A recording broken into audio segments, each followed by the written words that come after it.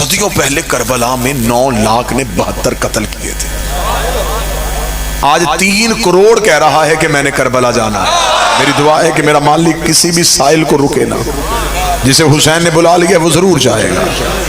यहाँ तो अब तो सिर्फ चंद साजिशें और चंद धमकियां दी गई हैं ना। जब बाजू कट रहे थे, जब हाथ कट रहे थे, लोग तो तब भी करबला जा रहे थे।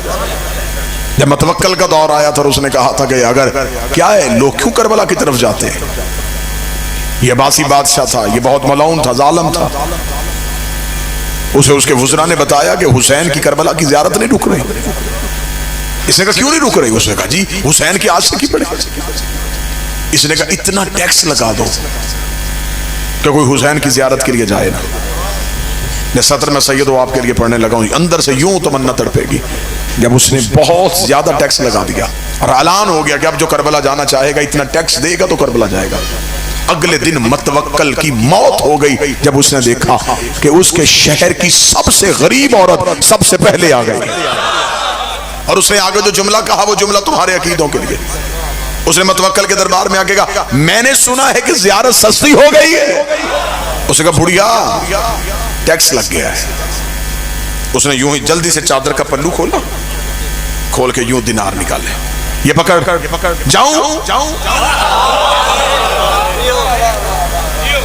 यूं गिरते हुए दिनार देके मतवक्कल ने कहा तू तो बहुत ज़ईफ़ा गरीब है, तेरा तो कमाने वाला भी कोई नहीं, कहां से लेके आई है? उसने कहा जिसने बुलाया है उसने दिए। पकड़ अब जाऊं? इसका रुक, अभी करबला नहीं जाना। इसने फौरन वुज़रा को बुलाया, वुज़रा को बुला के इसने कहा नहीं टैक्स लगाने से नहीं होगा, हुसैन तो अपने नौकरों को दिरहम दिनार दे रहा है। उन्होंने कहा फिर क्या करें? उसने कहा कोई और सख्त शर्त लगाओ। क्या शर्त लगाएं? उसका जो हुसैन की ज़ियारत के लिए जाए उसका एक बाजू काटो। बाजू कटवाएगा करबला जाएगा। अगले दिन जब साइलों के दरबार में आने का वक्त हुआ, क्या मतवक्कल साइलों को सुनेगा तो वही बुढ़िया। अब देखिएगा जुमला सुनिएगा, अकीदत देखिएगा। वही बुढ़िया अपना दायां हाथ सर पे रख के मतवक्कल के दरबार में। मतवक्कल का बुढ़िया अब क्यों आई है? उसका मैंने सुना है ज़ियारत मुफ्त हो गई है। बाजू कटवा रहा है ना, कटवाने आए। उसका मैंने काटना है, तूने सर पे क्यों रखना है? ओ क्या कहने अली वालों, हुसैन के आशिकों।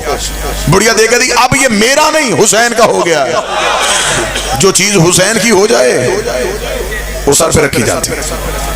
अब ये बाजू मेरा नहीं है, ये हुसैन का है। जल्दी काट, करबला जाने दे। उसका अभी का भी असूल बदल देते हैं, फिर एक बाजू नहीं 2। बुढ़िया ने कहा दोनों काट। उसका पांव भी कटेंगे। उसका दोनों काट। मतवक्कल ने कहा मैं इसी बुढ़िया को ऐसा इबरत का निशान बना दूंगा, फिर दुनिया कोई ज़ियारत के लिए जाने के लिए सोचेगा भी नहीं। ये बुढ़िया क्या समझती है कि मैं इसके इश्क के आगे हार जाऊंगा? इसने कहा अभी इस बुढ़िया के बाजू भी काटते हैं, इसके पांव भी काटते हैं, फिर देखते हैं ये ज़ियारत के लिए कैसे जाएगी। मतवक्कल अपने महल के बाहर मीनार पे खड़ा हो गया।